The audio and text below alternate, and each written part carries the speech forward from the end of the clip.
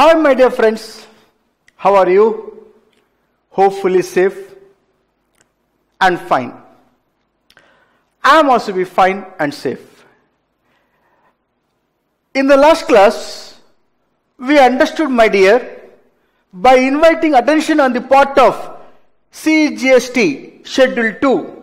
There are 7 points are there. We have been understood with the ample of examples all these points.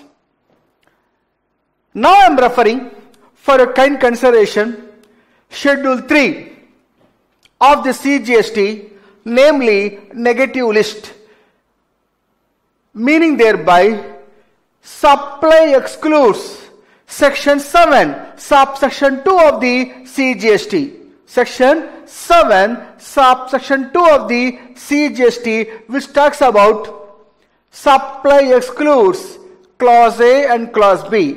These are the points now I am going to present with the help of enumerated or a number of examples, my dear. Now referring to you, my dear, in the given case, Section 7 subsection 2 of CGST, which talks about supply excludes clause A and clause B.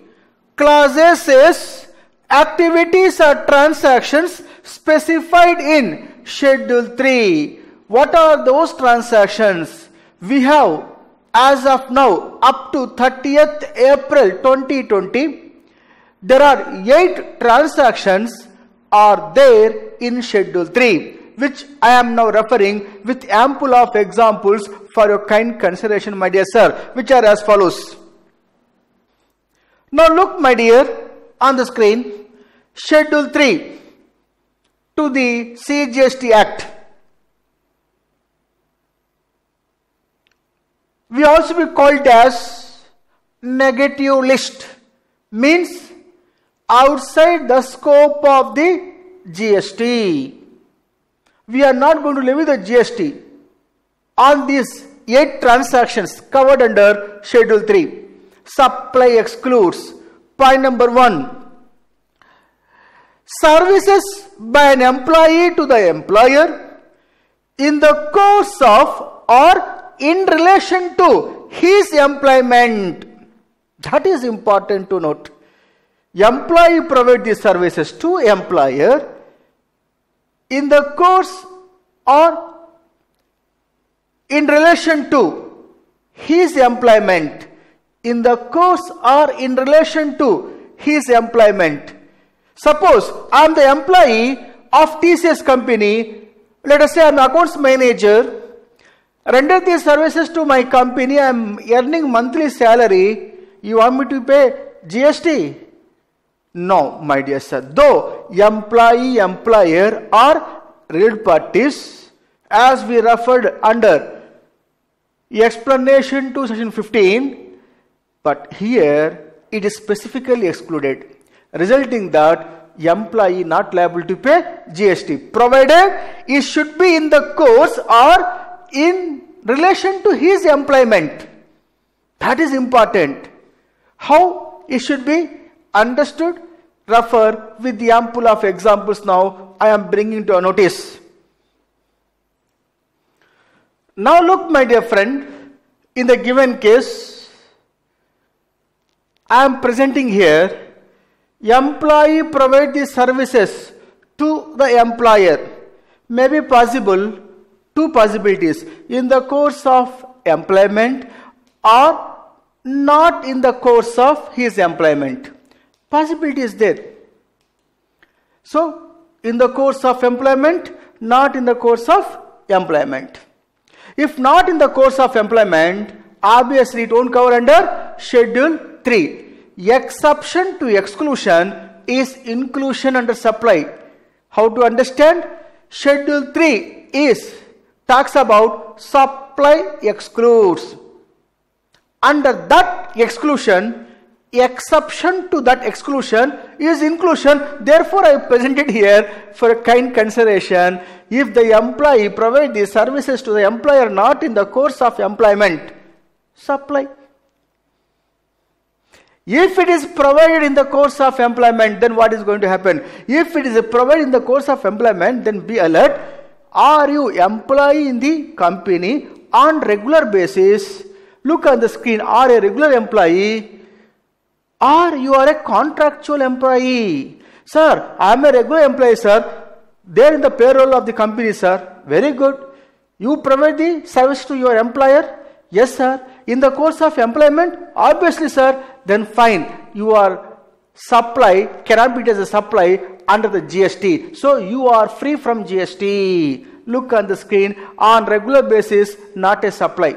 If your employee provide these services on regular basis to your employer in the course of employment, you are a regular employee, no doubt you satisfied Schedule 3 point number 1. Therefore, supply excludes. So not a supply. Got the clarity? On the other hand, if you are a contractual employee of the company, be alert, my dear. Such a contractual employee employed by the employer on contract basis, or such a contract employee employed in the company through a contractor. That is important to note. So, if you are an employee working in the company on contract basis, where employer only appointed you as contract employee in the company, there is employee-employer relationship, resulting that your supply, your services not treated as supply. Look on the screen. Not treated as a supply. Got the clarity? Further, if you are a contractual employee working in the company through a contractor, where employer paid the payment not to you, to your contractor, who is not an employee of the company, resulting that if you are a contractual employee working on contract basis through a contractor, then employer paid the money to the contractor. Since the contractor not an employee of the organization, resulting that such a supply is called, such a transaction is called supply under the GST, is a supply. Got the clarity, my dear sir? As simple as this. This also be there in your material. Now, I am going to bring certain important issues from here furthermore, my dear sir, for your kind consideration, further analysis. It is one type of analysis. Regular employee, contract employee working in the company where appointed by employer himself, or you are a contract employee working in the company as a contract employee through a contractor, then that is a supply. This is one type of analysis. Further referring, services supplied by employee to the employer in the course or in relation to his employment. Talks about not a supply. Supply excludes this first point of Schedule 3. Furthermore examples. Let us speak out solution for the given RTP question. Referring here as follows.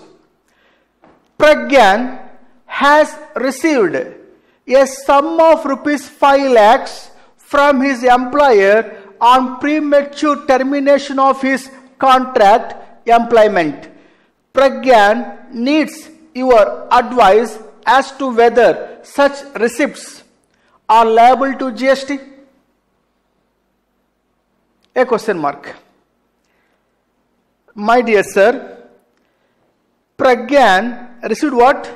5 lakh rupees premature termination contract, namely VRS, compensation, voluntary retirement from services. That means what? This is going to be taxed under which head of income tax, my dear? Under the head income from salary under section 15 of the Income Tax Act. Am I right? Obviously. So what is taxing in the income tax should not be taxed under GST. Resulting that it is nothing but employee provide these services to the employer in relation to, in the course or in relation to his employment. Therefore, is out of employment only given this 5 lakh rupees compensation VRS, which is not a supply. Therefore, not liable for GST. This example there in the material with the illustration as well as answer. Example followed by answer. Don't worry at all. There in the material. Further, I am referring here. One more example. This example also be there in the material which I provided to you. My dear sir, reading as follows. Mr. Raju, an employee, provides his services on contract basis to an associate company of Vikram Enterprises, the employer. The above activity is being carried out in lieu of specific monetary consideration. Is it supply? If so, who is liable to pay GST? First of all, is it supply? Who provides this service to whom is important to understand first. Mr. Raju is an employee of Vikram Enterprises. Whether he provides these services to Vikram Enterprises? No.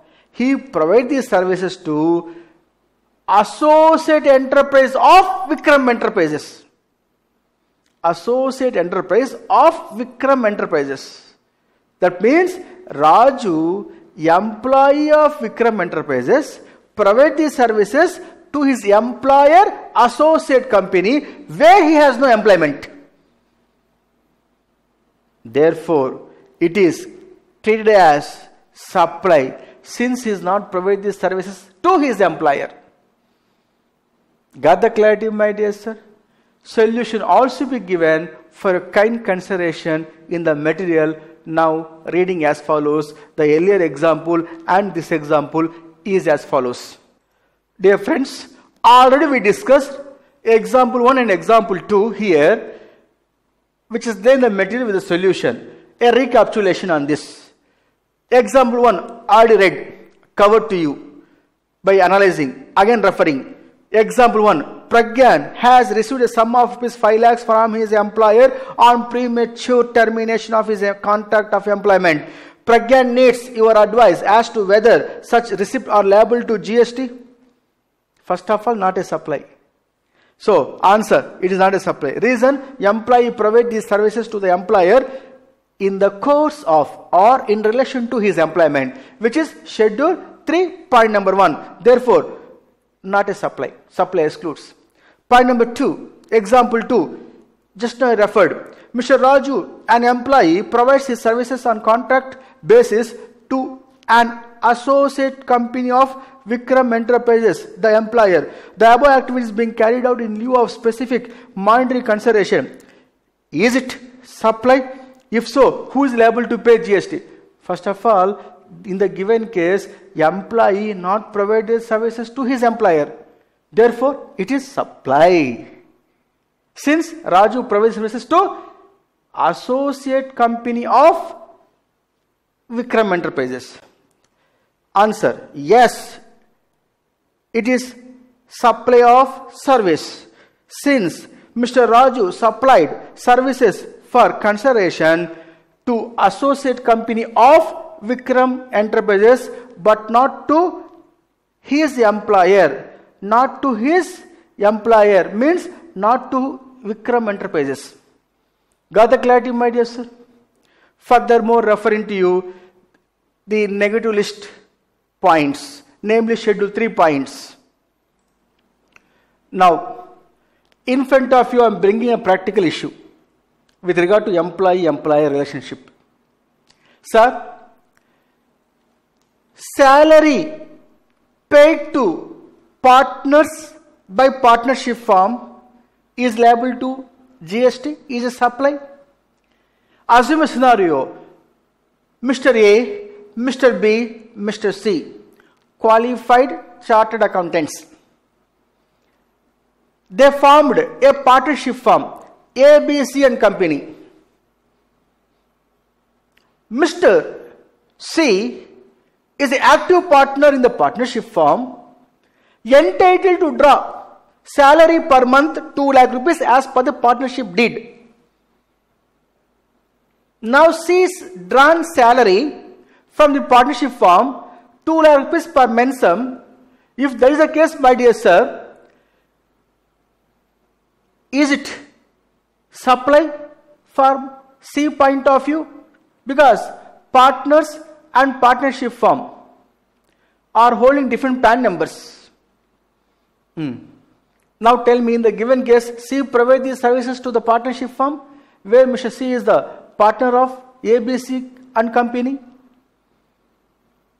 Answer to this here is, first you have to answer here by analyzing, sir, this particular salary taxable under the head income from salary under the Income Tax Act? No. It might be taxed under the PGBP, profits and gains of business or profession. Just because of it is not under the employment contract, you cannot tax this particular salary under GST. Reason, partner may be drawn salary, commission, bonus or incentive out of the profits of the organization, of the firm. Therefore, is appropriation of profits. Appropriation of profit does not attract GST. It is not a consideration. So, in the given case, C drawn the salary of 2 lakh rupees, not treat as supply. Got the clarity? Solution on the screen as follows. No, it is not a supply. GST not applicable because not a supply. It is merely an appropriation of profit. Understand? Got the clarity, my dear? Now, I am referring furthermore points. Employee to employer provide the services in the course of or in relation to his employment, which is not a supply. In this process, I want to bring to your notice, my dear, important area, director of a company. Now you tell me, in the given case, a practical issue I am referring, whether all the directors, including managing director, is an employee of the company? A question mark. Now please clarify to me this particular point. Managing director of a company should be the employee of the company as per the Companies Act 2013? Question mark. The point raised in front of you is this. Managing director of a company should be the employee of the company as per the Companies Act 2013. I will tell you the solution.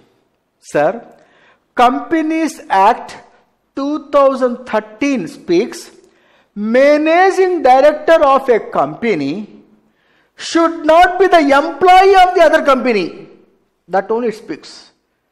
It doesn't mean that he must be the employee of the same company. He may be employee, he may not be employee in the same company where he has directorship as managing director. Therefore, a managing director of a company should not be employee of any other company.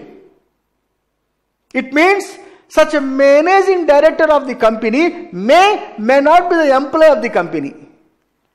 Further, nominee director should be the employee of the company. Here the answer is, as per the SEBI guidelines, Securities Exchange Board of India very clearly stated that a nominee director should not be the employee of the company. That is very clear. If you are an employee of the company, you cannot be a nominee director of the same company. Nominee director should not be employee of that company where he has directorship as nominee director. Got the clarity, my dear sir? A nominee director should not be employee of the same company. Having this background, let us start here some analysis What type of analysis I am bringing here to your notice is as follows. First, I will establish here saying that contractual relationship as master and servant, meaning employer-employee, is there. If you say yes for the second column on the screen, then GST liability does not arise because it is fall under Schedule 3. If you say no for the second column, then GST liability arises in third column. If the GST liability arises, then being a treated supply, who is liable to pay GST? Either supplier, namely the employee liable to pay, or the recipient, namely the company is liable to pay, is the analysis now I am presenting. Look on the screen, my dear. You will understand, don't worry at all. A detailed analysis is this. Practically tomorrow once you qualify and went to the company, first itself they will ask this type of questions to you, sir, please guide us. Now, managing director. Contractual relationship, master and servant, is there or not? Look here. Yes, is there. Yes. Then, a managing director who is an employee of the company, where he has managing director capacity and also be working as an employee in the same company, well permitted to do so. In that case, my dear, liability to pay GST does not arise. Who is liable to pay GST? No GST at all. No GST at all. Question of who is liable to pay GST does not arise. Is it clear, my dear sir? Fine. Second case. Whole-time director. Whole-time director. Now we have whole-time director. In the case of whole-time director, no doubt he must be the employee of the company. Then only he became a whole-time director, my dear. Master and servant relationship exists? Obviously. Yes. Then who liable to pay GST does not arise because there is no supply at all, there is no GST at all. Got the clarity? Further, assume a scenario, if you are appointed as an executive director, such an executive director, whether it's a company employee, let us say here, yes, master and servant relationship is existed. Very good. Then in that case, liable to pay GST does not arise. Who liable to pay GST also does not arise. Got the clarity, my dear sir? Now further, look on the screen. Non-executive director who is not an employee of the company.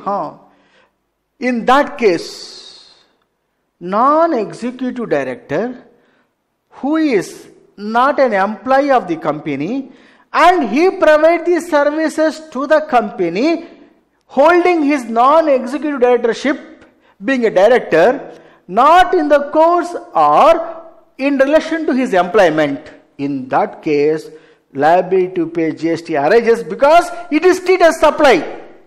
Yes, liability to pay GST arises because supply. Who liable to pay GST? For a kind consideration understandability purpose, I am bringing to notice advanced concept, my dear sir. We have under the CGST Act, Section 9, Subsection 3 of the CGST, reverse charge mechanism, where the recipient of service is liable to pay GST, not by supplier of service. There, if a director provides the services to the company where he has directorship, not in the course of or not in relation to his employment, is a supply liable to pay GST under RCM, recipient only liable to pay GST. Who is the recipient, my dear sir, here? Here the recipient is company. Company liable to pay GST under RCM. Got the clarity, my dear?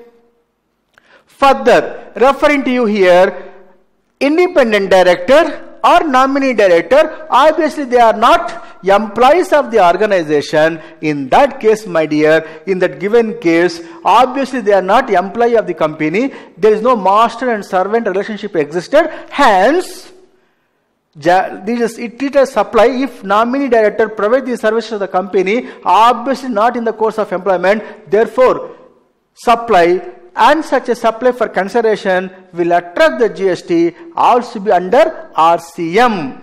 Under the RCM. Who liable to pay GST? Company only liable to pay GST. Got the clarity? Now, I am further analyzing here. Look on the screen. My focus attention now is on the part of managing director. One more analysis. Assume if the managing director of a company who is not an employee of the company, if not an employee of the company, in that case, my dear sir, then what happened? His supply, not in the course of employment, then liable for GST because it is a supply. Liable for GST. Yes, liable for GST. Who liable to pay GST, my dear? As you are aware of that, as per section 9, section 3 of the CGST Act, we have reverse charge in the given case. Director provides these services to the company where not in the course of employment, the recipient being a company liable to pay GST. RCM, company liable to pay GST. Got the clarity, my dear? Now I have a doubt. Answer to my doubt here. I am CFO of Infosys company. My name is Mr. Ram. I am the CFO, Chief Financial Officer of Infosys company, Bangalore. I rendered the services to the company Infosys, not in the course of my employment. Not in the course of my employment.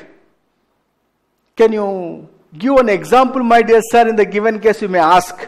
I will give the example. Assume a scenario, Mr. Ram provided to Infosys company Vastu Shastra services, which is not in the course of employment. I am a basically accountant, if management accountant, I am a chief financial officer providing Vastu services to company, not in my employment, but by virtue of my knowledge and God gift, I am expert in the Vastu Shastra. I provided services to my company, Vastu Shastra services, Vastu services, where I am a CFO of the company. Thereby, I got 2 lakh rupees money from Infosys company. Now you tell me, CFO provide the services to the company? Yes. In the course of employment? No. You are right. Now tell me, is it supply? Yes. Liable to pay GST? Yes. Who liable to pay GST? Company or the CFO? Absolutely not by the company, my dear. It is CFO only liable to pay because CFO is not a director of the company. Understand. The reverse charge mechanism as referred under section 9, subsection 3 of the CGST will come into picture only when director of a company provide these services to his company, not in the course of employment, that time only recipient liable to pay GST under RCM, namely the company liable to pay GST. In the given example of mine, I am a CFO, not a director. Question of reverse charge does not arise. If and if forward charge, CFO only liable to pay. If the CFO says my turnover not exceeds the threshold limit for registration, then my supply not liable for GST. Got the clarity? Further, look on the screen. What are the services generally falls under reverse charge if provided by director of the company? Here, services of a director like sitting fees, commission, service charges for giving guarantee for loan taken by the company, and so on and so forth, which are not coming under their employment, has been covered under the government notified services on which the tax would be payable on reverse charge, namely the recipient. Got the clarity, my dear sir? If that is the case, now I am bringing to a notice an important concept with the help of example is as follows. Now, referring here, sir, assume a scenario. Mr. X is a whole-time director of the company.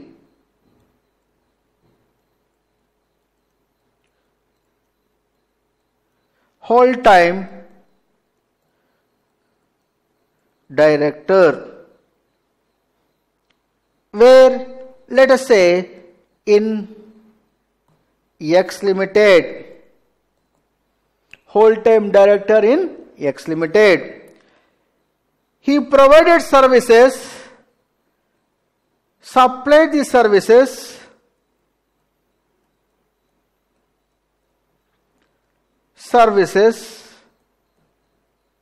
to X Limited. What type of services supplied? Let us say sitting fees.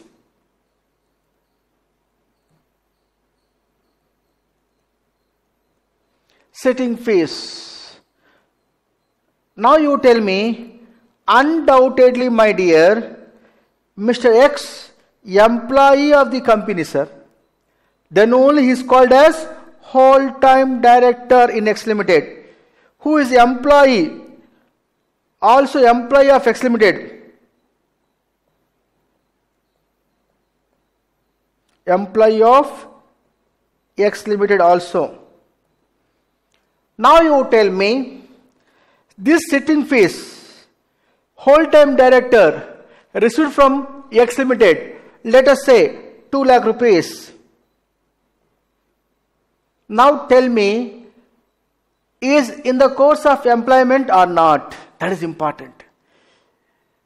Sitting fees taxed under the head income from other sources in your income tax act. Am I right or not? If that is the case, which is not as per the terms and contract of employment, resulting that though X is whole-time director who is employee of the X Limited, the sitting fees won't come under in relation to the employment, resulting that it is supply RCM apply. Supply RCM apply. Therefore, who liable to pay GST? Liable to pay GST by company. Company only under RCM liable to pay GST. Recipient. Company is the recipient here. Therefore, recipient liable to pay GST. Got the clarity? He is a supplier.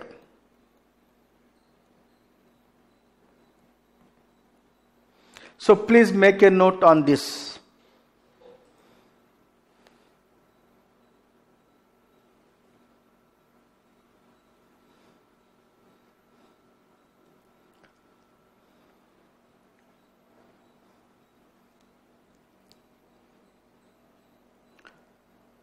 Yes, all of you required, my dear sir, in the given case. Any doubt, my dear? Hopefully you record and understand. Fine. Furthermore, referring to you. Now further referring, my dear, Schedule 3, point number 2. Services by court or tribunal established under law, any law for the time being in force. Court or tribunal, which means district court, high court or supreme court, as the case may be. Now the dispute in front of us is services offered by Consumer Dispute Redressal Commission also be covered here or not? This issue clarified by the CBIC by its circular stating that no doubt the Act explained court or tribunal which includes district court, high court or Supreme Court. Further clarified, court or tribunal includes Consumer Dispute Redressal Commission, state level, central level, as the case may be. The fee payable to a court or tribunal which is excluded from the scope of supply. Similar way, the fee paid to Consumer Dispute Redressal Commission also be supply excludes. Not only that, the fee payable to a settlement commission, fee payable to ITAT, Income Tax Appellate Tribunal, or the fees payable to Authority for Advance Ruling is free from GST, because supply includes services offered by court or tribunal established under any law for the time being in force. Further, if there is a case, my dear sir, in front of you, there are three issues has been raised. One is called as a consumer, namely a customer, pays the fee while registering complaint to Consumer Dispute Redressal Commission office and its subordinate offices. These fees are credited into a state consumer welfare fund bank account. Of course, that is not taxable because not a supply. Second one, Consumer Dispute Redressal Commission office and its members' offices charges penalty in cash when it is required. Penalty charged by court or tribunal, including Consumer Dispute Redressal Commission, in violation of statute, which is not a supply. Further, point number 3, when a person files an appeal to Consumer Dispute Redressal Commission against order of district forum, amount equal to 50% of the total amount imposed by the district forum or rupees 25, whichever is less, is required to be paid. Such a payment also be not a consideration because not a supply.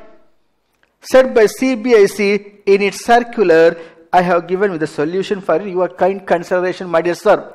Got the clarity? Further, here I mean to say that court or tribunal or settlement commission or authority for advance ruling, income tax appellate tribunal, and so on and so forth, if you made an application with application fees for the want of justice, which is not a supply, I mean to say that. Got the clarity, my dear sir? Here they added furthermore by circular, court includes Consumer Dispute Redressal Commission also. Got the clarity? Further, a case law I am bringing to a notice, my dear. What is this case law importance? I will refer to you now. A very important case law, my dear, by Mumbai Trust versus Suchitra, Bombay High Court case law.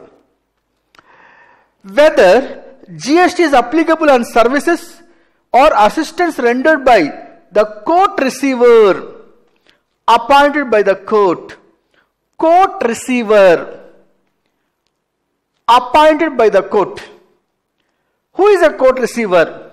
Sir, I will tell you with the examples. There is a property in dispute, civil dispute. Court appointed a awardee to take care of that. He is a court receiver. Till the dispute got separated, the court receiver will take care of the property of the disputed property.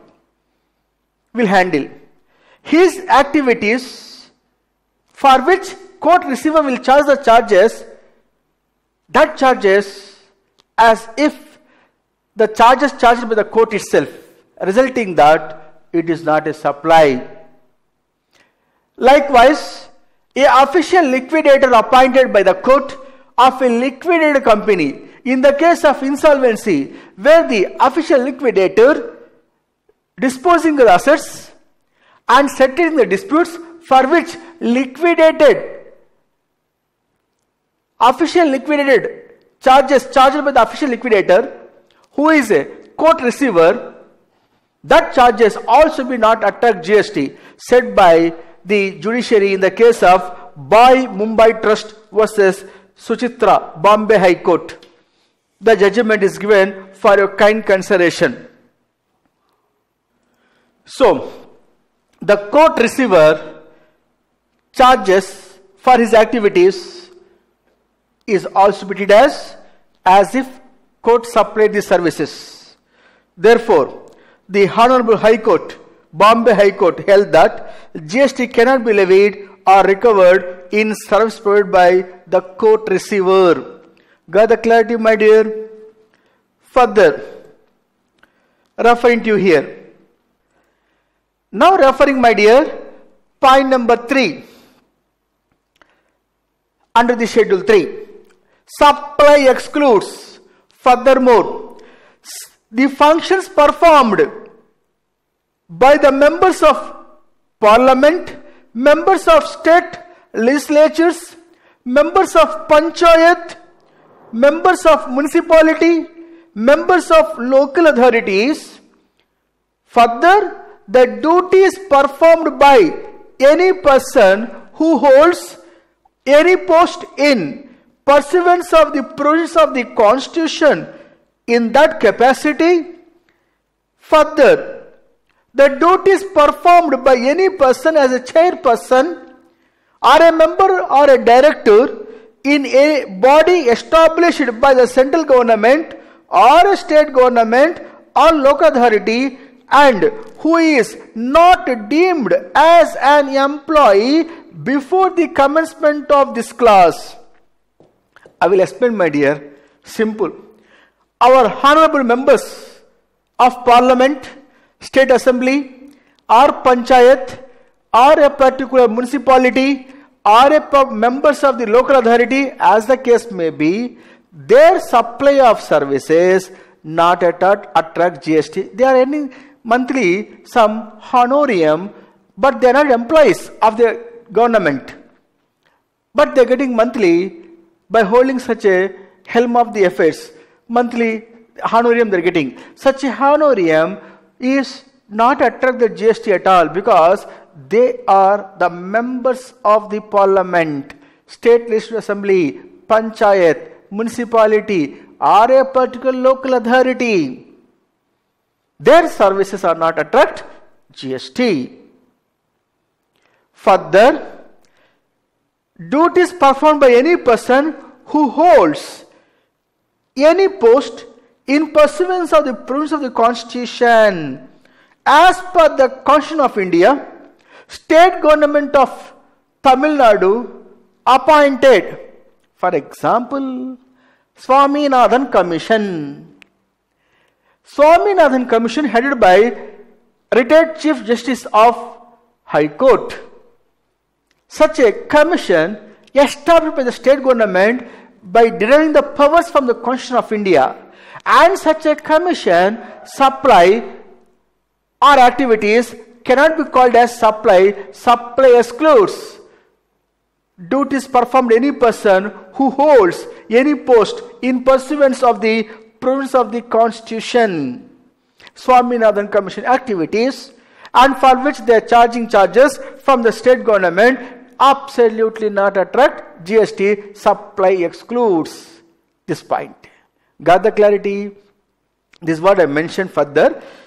Point number C, if you refer here in the point number 3, sub point C, they mentioned here chairperson or member or a director of or in a body established by the central state government.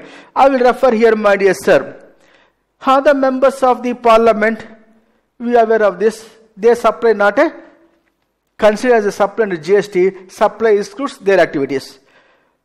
The members of the board or the chairperson of the board, where that particular body established under the constitution or by the central government or state government, like Central Board of Film Certification is a board established by Central Government of India, and the board functions and their activities excluded from the scope of supply. Likewise, Union Public Service Commission of the Government of India, UPSC, is a commission established by the government, and the members and the chairperson of that commission is not liable for GST because their activities is excluded from the scope of supply.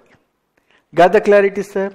Schedule 3, point number 3, we referred here, services of honorable members of the parliament, state assembly, legislative members, or the panchayat, or municipality, or local authority, or otherwise the functions of a particular commission under the particular provisions of the constitution has been established, or a particular director in a body established by the government, or a chairman of a body established by the government or state government, their functions is excluded from the scope of supply.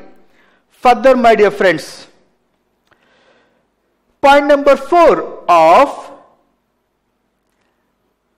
Schedule 3, services of funeral, burial, or crematorium or mortuary services, including transportation of a deceased person, the activities of this free from GST, not attract GST.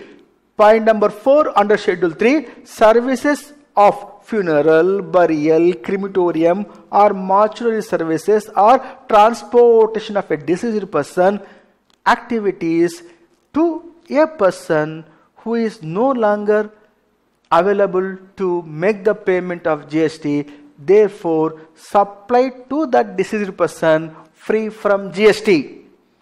Further, referring to you, my dear friends,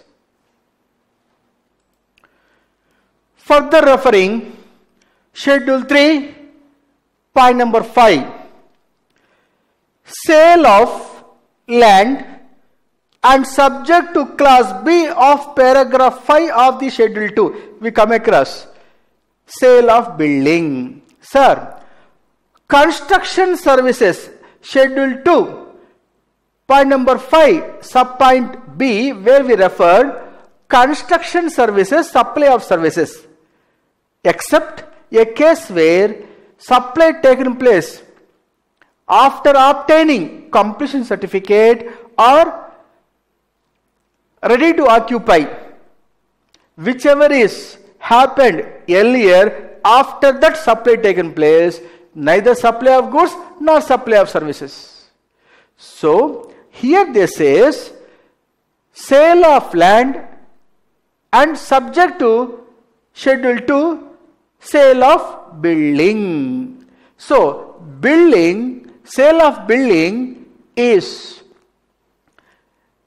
covered under Schedule 2, point number 5 as construction services, that is supply.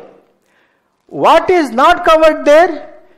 Sold after obtaining completion certificate or sold after its first occupancy, whichever is earlier, after that supplied, that is not a sale. That is not considered as supply because immovable nature.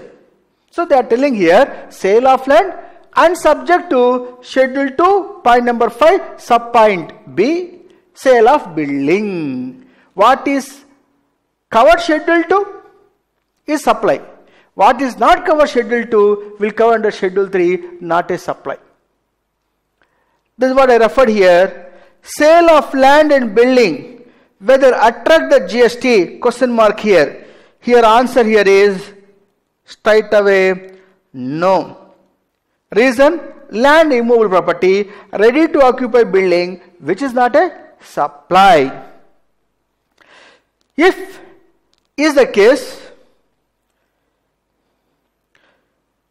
I too mentioned here, no GST on ready to move in flats if sale taken place after issue of completion certificate, which is immovable nature. That only covered here. Supply excludes land and building.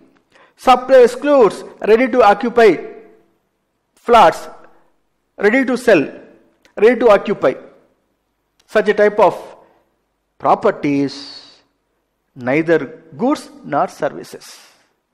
Got the clarity, my dear sir? Therefore, point number 5, sale of land and sale of land and building. Further, point number 6 of Schedule 3, actionable claims other than lottery, betting, gambling. That means what?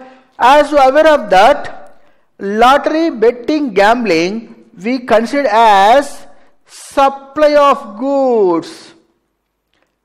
Is a supply of goods and covered under section 2, sub 52 of the CGST Act as goods. Goods defines which includes actionable claims. Which one actionable claims? Lottery, betting, gambling, goods. Other than lottery, betting, gambling is not goods under section 2, sub 52, because that actionable claims here excluded under Schedule 3. Schedule 3 exclusion, supply excludes actionable claims except lottery, betting, gambling. That means under exclusion, exception is inclusion. What is included in the term goods means these 3: lottery, betting and gambling. What is not included in the term goods means actionable claims, because it is excluded from the scope of supply. What type of items of actionable claims you thought of which is covered under Schedule 3, thereby excluded from the scope of supply means examples: right to recover insurance money, compensation from insurance company, not a supply. Further, claim for arrears of rent, unsecured debentures, unsecured loans, bills of exchange, promissory note, bank guarantee, fixed deposit receipts and so on and so forth, we called as actionable claims, which are not going to be covered under supply. One more classical example I will provide to you. Windfall gains also be covered here as actionable claims. For example, I owned in particular horse races. I bet the money, I won the money. The winning prize money not attract GST. Got the clarity, my dear sir? Likewise, nowadays there are so many reality shows, am I right or not? Kaun Banega Maha Crorepati, Meelo Evaru Kotisvarudu, Ninglu Velalam Oru Kodi. Like that, nowadays reality shows are there where you participated Kaun Banega Maha Crorepati, where you came to hard seat in front of Big B. Amitabh Bachchan sir, 5 crores question he asked, finally, rightly you answered. You won 5 crore. Are you liable to pay GST or what? Sorry, you are not liable to pay GST. It's a windfall gain, actionable claim, not attract GST. TDS under the income tax, that is a different issue. Income tax I am not talking here. I am talking about here GST, where supply excludes Schedule 3 transactions. Just I covered point number 6 in that. Got the points, my dear sir? Furthermore, referring here, Schedule 3, point number 7 now. Point number 7 of Schedule 3, supply excludes as follows. Supply of goods from non-taxable territory to another non-taxable territory without such goods entering into India. If so, which is not supply in India at all. Look on the screen. USA buyer placed the purchase order to Indian supplier of goods. Indian supplier of the goods not having sufficient quantity, that is the reason Indian supplier of the goods approached China supplier by placing a purchase order and directing the China fellow, could you please send directly that goods to USA of my buyer. China fellow said, yes, definitely I will do the needful for you. Resulting that from China goods has been dispatched to USA. So the goods are moved from China non-taxable territory to USA non-taxable territory without such goods are entering into India. In such given case, from the Indian supplier point of view, Indian supplier raising the bill against USA buyer, where Indian supplier not at all liable for GST. First and foremost, Indian supplier activity cannot be called as supply. Cannot be called as supply. Supply excludes supply from non-taxable territory to another non-taxable territory without such goods are entering into India. Therefore, from Indian perspective, there won't be any supply, resulting that question of GST does not arise. Got the clarity, my dear son?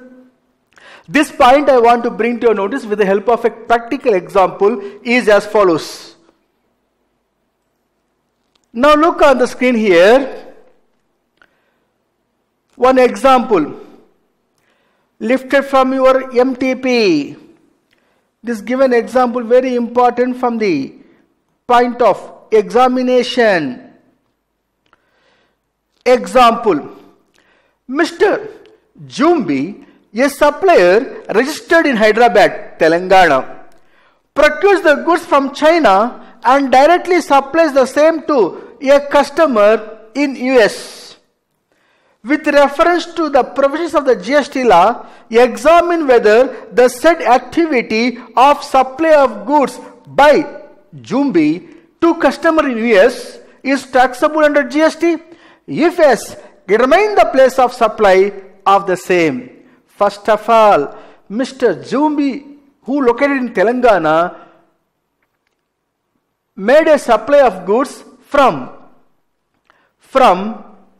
China directly to USA. So the goods are moving from non-taxable territory to non-taxable territory without such goods are entering into India. Thereby, from Jumbi of Telangana point of view, it is not a supply. Since it is not a supply, question of place of supply does not arise. Got the clarity, my dear sir? So, solution for the given case reads as follows. Goods supplied from non-taxable territory to another non-taxable territory without such goods entering into India is excluded from the scope of supply. Further, hence, in the given case, Mr. Jumbi of Telangana activity excluded from the scope of supply. Excluded from the term scope of supply. Further, since there is no supply, place of supply does not arise. Please make a note of this solution for the given MTP mock test question paper. Solution, please record in the notebook.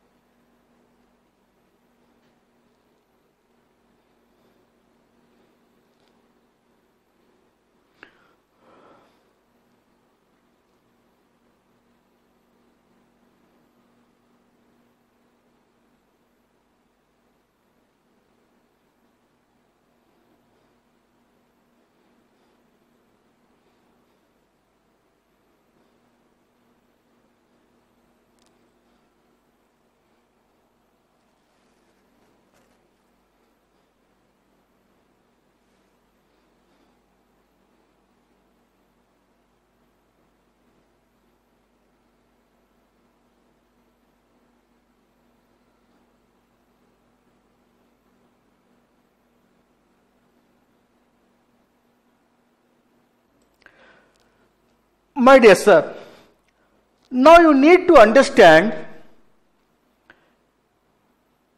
something about customs where the goods imported by Indian into India. If I imported the goods from a country outside India into India, the goods first comes to customs station. It may be land customs, sea customs, air customs, as the case may be. And the Department of Customs verifying the goods, what type of goods imported by whom, where the importer should submit bill of entry to claim his ownership on the goods. Such a bill of entry is a document of title on the goods of the importer who import the goods. Such a bill of entry, generally two types. One is called white color bill of entry. Other one is called as yellow color bill of entry. White color bill of entry, if being an importer he submitted, he is intended to clear the goods then and there by payment of import duties into India for home consumption. India is my home country. To consume in India, we called as goods cleared for home consumption by submission of white color bill of entry. Got the clarity? On the other hand, if the importer submitted yellow color bill of entry, in that case what happened, my dear? Importer requesting the Commissioner of Customs, sir, please safeguard my goods into the warehouse tomorrow, day after tomorrow, when I have the payment and when I got demand for my goods, I will submit sub-bill of entry to clear the goods from the warehouse for my home consumption. So there are two types of clearances from the customs. One can clear then and there by payment of duties, or one can able to request the department to warehouse the goods, thereby import duty and imported goods can be deferred into future period. Goods now in the warehouse, which is still under the customs control. I have to pay, yet to pay the duty of customs. Now, such warehoused goods where the duty levied but unpaid. If I want to clear tomorrow, day after tomorrow, I have to submit sub-bill of entry which will be denoted in the green color. Because green color bill of entry or ex-bond bill of entry. You don't worry. In the customs law, I will take care.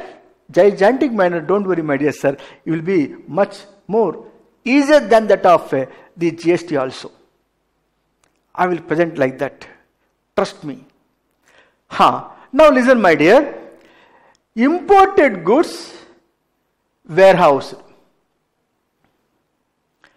where the importer yet to submit ex-bond bill of entry to clear the goods from the warehouse for home consumption. India is my home country. If I submit the sub-bill of entry, namely ex-bond bill of entry, denoting the green color, and have to pay import duties on that imported goods, namely BCD, social, welfare, surcharge, followed by IGST, because this imported goods will be as interstate supply, IGST to whom? Department of Customs, and I can clear the goods myself. Now is got the clarity? So, this is what warranted to understand point number 8, sub point A of Schedule 3. That's why I given this brief information. With this input, let us read the content of point number 8, sub point A of Schedule 3. Look on the screen. 8A of Schedule 3 reads as follows. Supply of warehoused goods to any person before clearances for home consumption. Explaining with illustrative example is as follows. Now look on the screen please. India. How we should understand further? We know that India includes not only the baseline boundaries but also extend up to 200 nautical miles. We called as exclusive economic zone. Got the clarity? Now the goods are imported from a country outside India into India through, let us say, sea customs. Goods landed on landmass of India at Mumbai port. Who imported? X Limited imported the goods. Got the clarity? And the goods intend to warehouse by X Limited. Therefore, he submitted the yellow color bill of entry for warehouse the goods, which is under the customs control. So the goods has been permitted to warehouse. Now the goods are into the warehouse. Have I cleared the goods from the warehouse? Is a warehouse. My goods are in the warehouse. Have I cleared the goods from warehouse by payment of custom duties for my home consumption? No.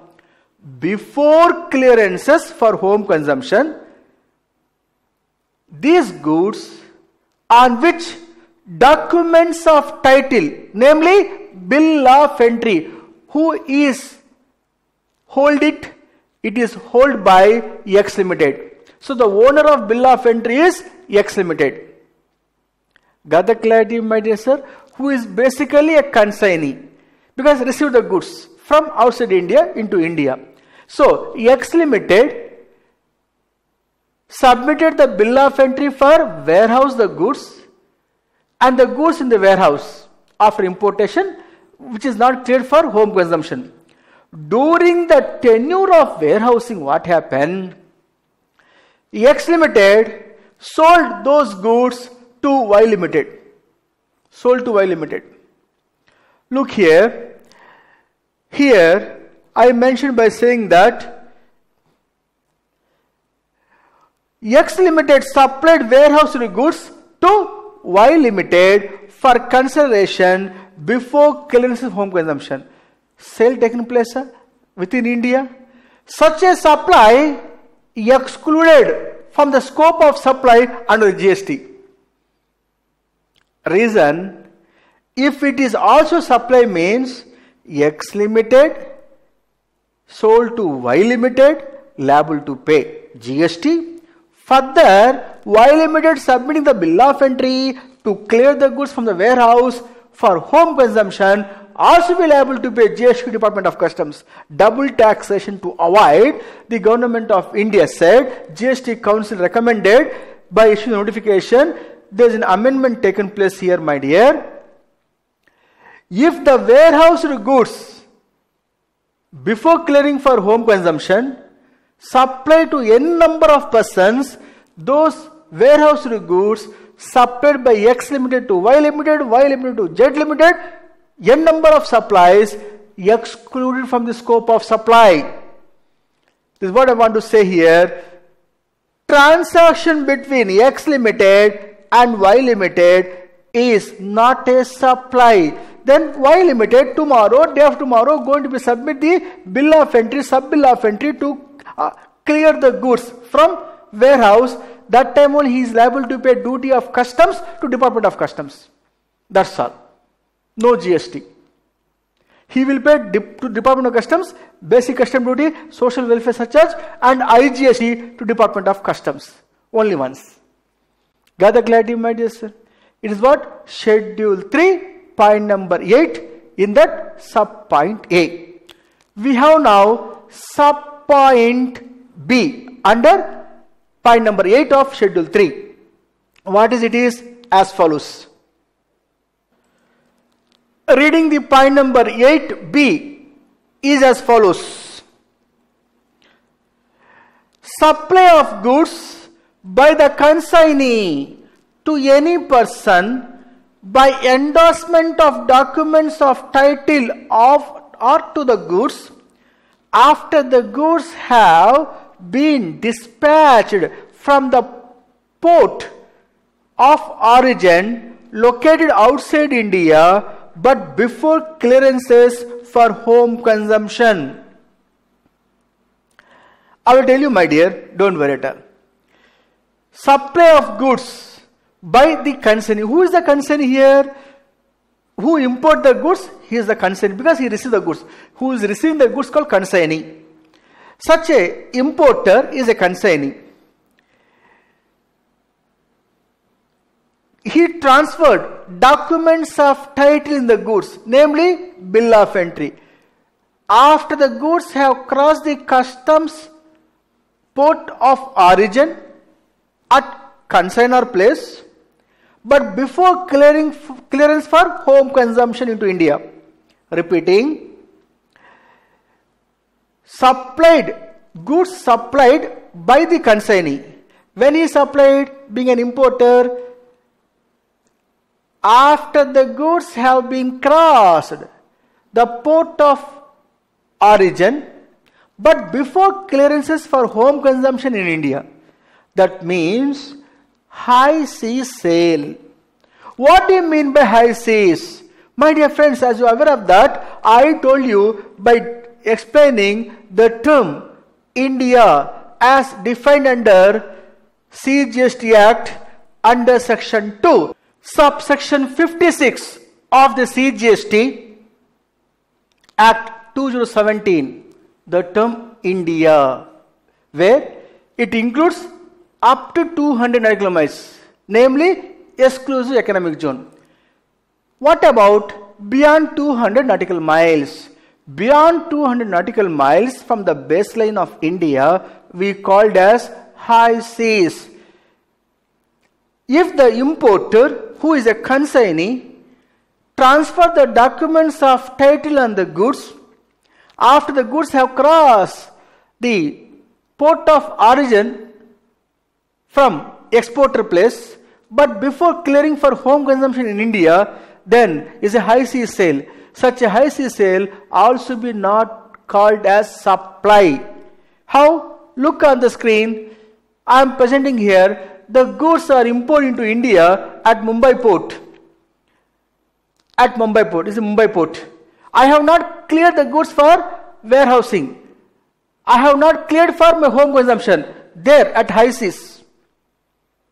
Documents of title on that goods I transferred to a buyer to Y Limited. So as a X Limited, I am a consignee, receive the goods. After crossing the customs frontier, after crossing the port of origin, but before clearance for home consumption in India, I transfer these goods on which title to Y Limited. In that case, X Limited to Y Limited sale, not a supply under the GST. Supply excludes this transaction. X Limited supplied goods to Y Limited for consideration by way of endorsement of documents of title of the goods after the goods have been dispatched from the port of origin located outside India but before clearances for home consumption. Before clearances for home consumption. In that case, transaction between X Limited and Y Limited, not a supply. Got the clarity, my dear sir? As simple as this.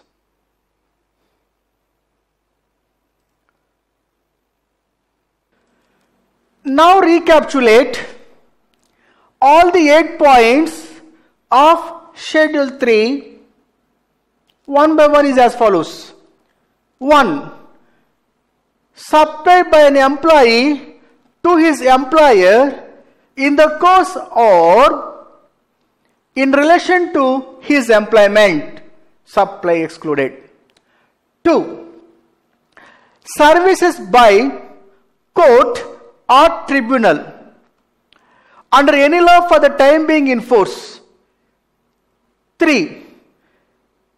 Functions of members of parliament, state legislative assembly, or a panchayat, a local authority, or maybe a particular corporation, or the persons who has been formulated or appointed by the state or central under the constitution of the India provisions, or otherwise a particular chairperson or a chairman or a director of a board, a body appointed by the central or state government, their functions free from GST. 4. Services of burial, crematorium, mortuary services, including transportation of a deceased person, service free from GST. Point number 5. Sale of land, subject to the schedule 2. Point number 5, sub point B, sale of building. Point number 6, actionable claims other than lottery, betting, gambling. Point number 7, supply of goods from a place in non-taxable territory to a place, another place of non-taxable territory without such goods are entering into India. Point number 8, in that subpoint A, where supply of warehoused goods to any person before clearances for home consumption. Subpoint B of point number 8 under schedule 3.